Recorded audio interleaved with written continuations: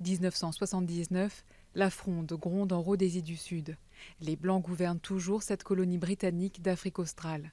Mais un an plus tard, en 1980, l'indépendance est proclamée. C'est la naissance du Zimbabwe avec à sa tête Robert Mugabe. C'est lui qui a obtenu l'indépendance du pays. Il était le symbole du combat pour la libération du Zimbabwe. C'était un combat armé féroce et difficile, soutenu par beaucoup d'États à travers le monde. Le jeune Mugabe a été éduqué par des jésuites blancs et collectionne les diplômes. Marxiste revendiqué, il devient vite le symbole de l'Afrique indépendante. L'Occident le soutient, lui qui a pourtant mené la guérilla contre le régime britannique et qui a passé 10 ans derrière les barreaux pour subversion.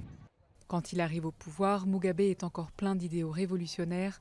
Ses priorités, le développement de la démocratie, de l'éducation et du système de santé. Pendant ses premières années au pouvoir, Mugabe était un très bon leader. Il y a eu des catastrophes majeures, particulièrement dans l'ouest du pays, où de nombreuses personnes considérées comme dissidentes ont été tuées. Mais pendant les 10, peut-être 15 premières années, Mugabe a très bien dirigé le pays. Plus de 30 ans après, les choses ont bien changé.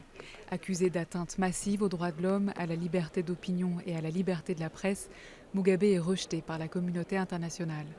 Dans les années 2000, il met en place une réforme agraire et chasse les fermiers blancs.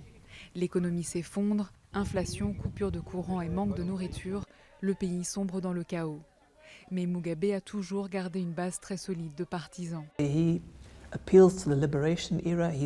plaît à la génération de l'indépendance et aux gens qui estiment que leur vie s'est améliorée sous son régime et qu'il a beaucoup fait en termes de redistribution des terres après 2000.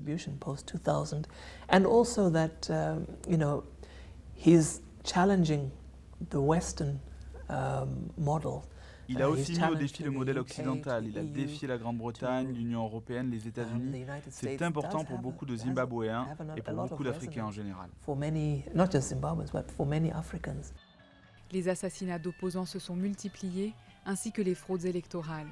Et Mugabe, devenu paranoïaque et mégalomane, se range du côté des dictateurs. Il y a des gens fous en Europe. Des gens fous qui refusent et rejettent la vérité. Des gens fous qui défient les lois internationales. En 2008, de nouvelles élections ont lieu. Les partisans de Mugabe terrorisent ceux de son rival Morgan Tsvangirai, arrivé en tête au premier tour. Tsvangirai se retire pour éviter l'escalade de la violence.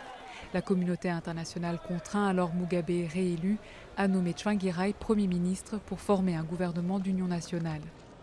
C'est pour se débarrasser de cet encombrant bras droit que Robert Mugabe, aujourd'hui âgé de 89 ans, avait convoqué les élections.